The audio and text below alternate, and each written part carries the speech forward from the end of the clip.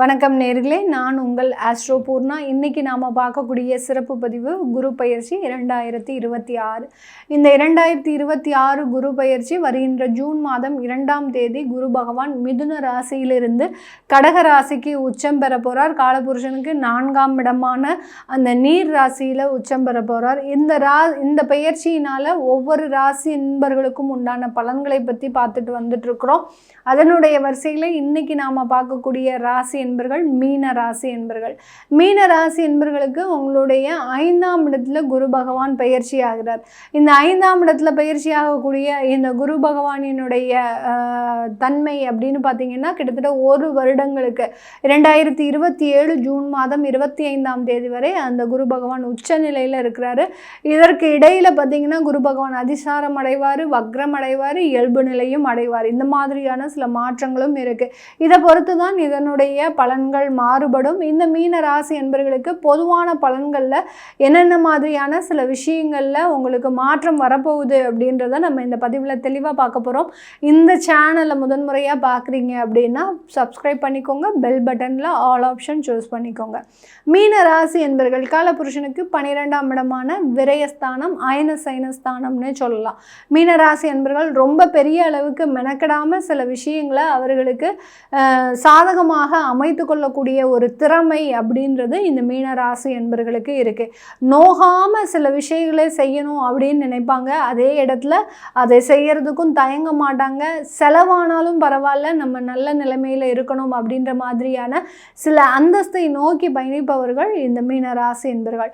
இந்த மீன ராசி என்பவர்களுக்கு 5ஆம் இடத்துல குரு பகவான் பயிற்சி ஆகிறார். பூர்வ புண்ணிய ஸ்தானம், முன்னோர்களினுடைய ஸ்தானம், குலதெய்வத்தினுடைய ஸ்தானம். இந்த இடத்துல அந்த குரு பகவான் உச்சம் பெற்று வரும்போது முழுமையான தெய்வ ஆசிர்வாதத்தை இந்த மீனராசி என்பர்கள் பெற போகிறாங்க. அதே மாதிரி உங்களுடைய 9ஆம் இடத்தையும் அந்த குரு பகவான் பார்க்கறதுனால எந்த விதமான ஒரு அலுப்பும் சஞ்சலமும் இல்லாமல் சில விஷயங்களை நீங்கள் சாதிக்கக்கூடிய ஒரு வருடம்.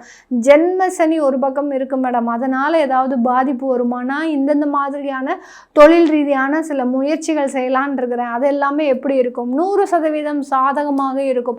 அதில் எந்த விதமான ஒரு மாற்றமும் கிடையாது. நீங்கள் தொழில் ரீதியாக எந்த வளர்ச்சினாலும் பண்ணலாம், எந்த இடத்துல சில முயற்சிகள் பண்ணாலும் அந்த இடம் மிகவும் ஒரு பிரகாசமாக இருக்கக்கூடிய ஒரு நேரம். ஏன்னா 11ஆம் இடத்தையும் குரு பகவான் பார்வையிடுகிறார், உங்களுடைய ராசியையும் பார்வையிடுகிறார். அவர் இருக்கக்கூடிய ஸ்தானம் 5, அவர் பார்க்கக்கூடிய ஸ்தானம் 9, 11 உங்களுடைய ராசி.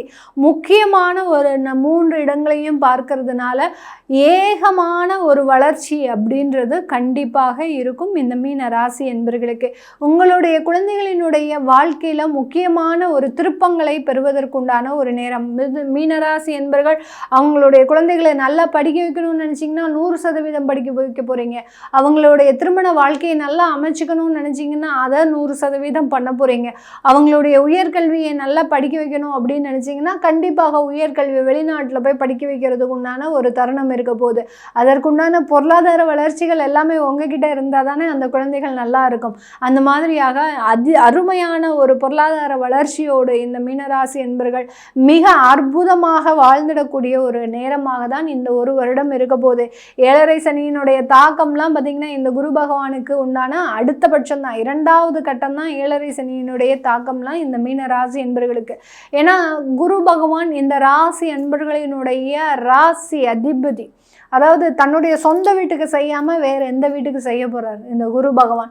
அந்த மாதிரியாக தான் அந்த சொந்த வீடான அந்த மீன ராசி என்பர்களுக்கு அல்லல்ல குறையாத சில பொருளாதார வளர்ச்சிகளை கொடுக்கறதுக்கு உண்டான ஒரு நேரமாக இருக்க போது. ஆடம்பர வளர்ச்சிகள் அப்படின்றது கண்டிப்பாக இருக்கும். நிறைய சுற்றுலா பயணம். இதுவரைக்கும் மீனராசி என்பர்கள் பார்த்திங்கன்னா ஆன்மீக சுற்றுலா தான் போயிட்டுருப்பாங்க. எங்கே போனாலும் கோயிலுக்கு போகிறது, குளத்திற்கு போகிறது, இந்த மாதிரியாக தான் இருக்கும்.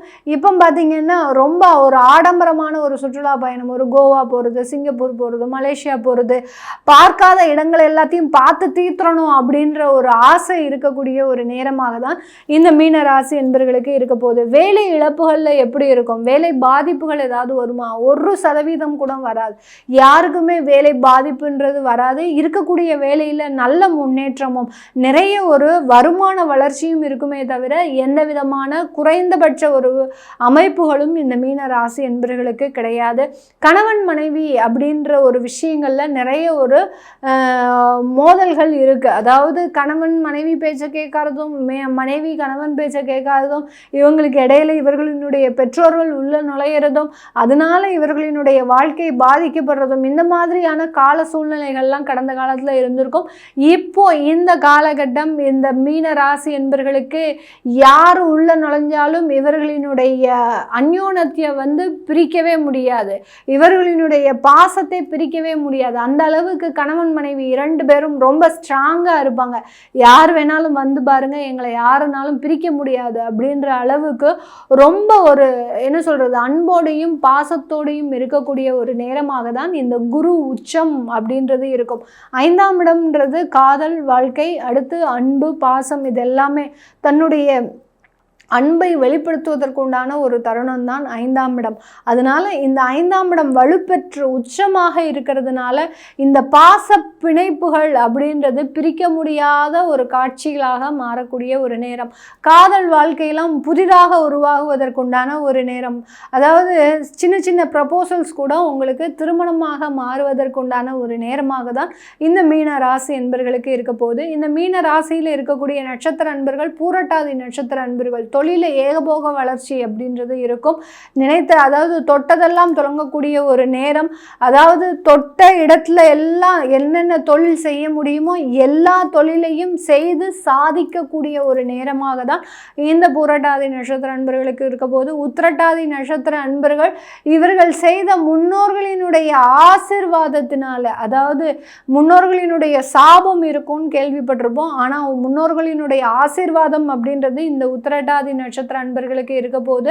அதனால நிறைய வளர்ச்சிகளை இவர்களினுடைய வேலை இடத்திலேயும் பூர்வீக சொத்துக்கள்லையும் அனுபவிக்கக்கூடிய ஒரு நேரமாக இருக்கும். உத்திரட்டாதி நட்சத்திர அன்பர்களுக்கு பூர்வீக சொத்து வருது அப்படின்னா யாராவது நம்ப முடியுமா? அது இந்த வருடத்தில் நடக்கிறதுக்கு உண்டான ஒரு நேரமாக தான் இருக்கும். ரேவதி நட்சத்திர அன்பர்களுக்கு 7.5 சனியினுடைய தாக்கம் முழுமையாக பெறக்கூடியவர்கள் இந்த ரேவதி நட்சத்திர அன்பர்கள் தான். இவர்களினுடைய வாழ்க்கையில் ஒரு சிறிய ஒரு ஓப்பன் டோர்ஸ் அப்படின்றது திறக்க போகுது. அதாவது ஆப்பர்ச்சுனிட்டிஸ், இது நாள் வரைக்கும் வேலைக்கு போகாதவங்களாம் வேலைக்கு போவாங்க, வருமானம் சம்பாதிக்காதவர்களாம் வருமானம் சம்பாதிக்கக்கூடிய ஒரு நேரம், தொழில் செய்யாதவர்கள் கூட தொழில் செய்யக்கூடிய ஒரு அமைப்புகள்லாம் இந்த ரேவதி நட்சத்திர அன்பர்களுக்கு இருக்க போகுது. இதெல்லாமே நம்ம கோச்சார நிலவரப்படி பலன்களை கணிச்சு சொல்லியிருக்கிறோம். உங்களுடைய சுய ஜாதக திசாபுத்தி பலன்களை பார்க்கணும் விருப்பப்படுறவங்க கீழே இருக்கிற நம்பருக்கு வாட்ஸ்அப்பில் அப்பாயின்மெண்ட் வாங்கிக்கிட்டு நீங்கள் கன்சல்ட் பண்ணிக்கலாம். உங்களுடைய குழந்தைகளுக்கு ஜாதகம் எழுதணும், நியூமராலஜி படி போய் வைக்கணும்னு நினைக்கிறவங்களும் கீழே இருக்கிற நம்பருக்கு வாட்ஸ்அப்பில் மெசேஜ் அனுப்புங்க. அதற்குண்டான விவரம் தெரிய வரும். உங்களிடமிருந்து விடைபெறுவது உங்கள் ஆஸ்ட்ரோ பூர்ணா. நன்றி, வணக்கம்.